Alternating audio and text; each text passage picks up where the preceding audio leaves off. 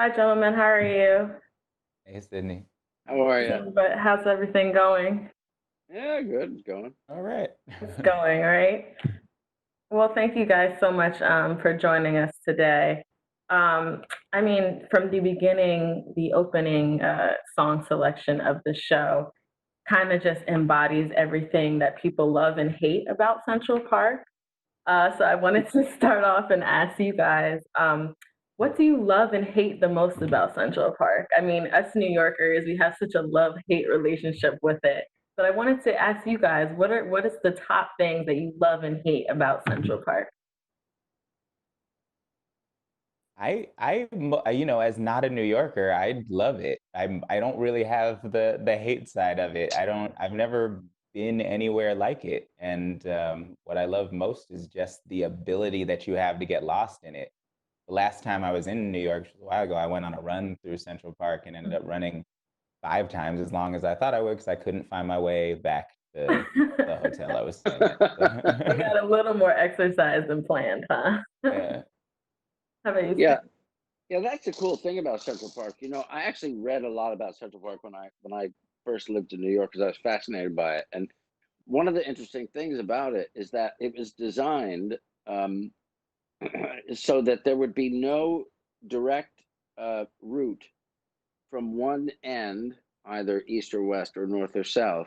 So everything was circuitous. So you Right, couldn't go from point A to point B directly.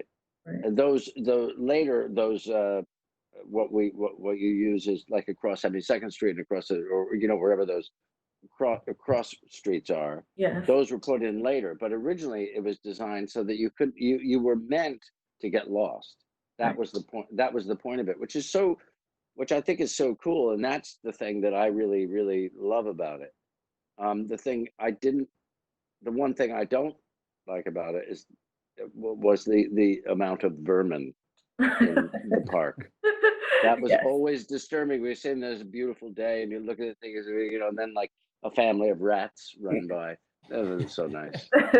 Not too nice, but Yeah, you got to take the good with the bad. yeah, yeah, yeah. Now, Stanley and David, your character duo was one of my favorites in the show, and it kind of reminds me about Stanley, your role as Miranda's right hand man in Devil Wears Prada.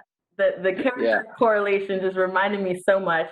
Tell me, for the both of you, what was it like, just kind of playing your character for you, Stanley, which is such a powerful, strong kind of bitter-esque woman, and David, who play her assistant. Tell me a little bit about what you inspired you guys to draw, your character's personality out for it to be able to play out on screen.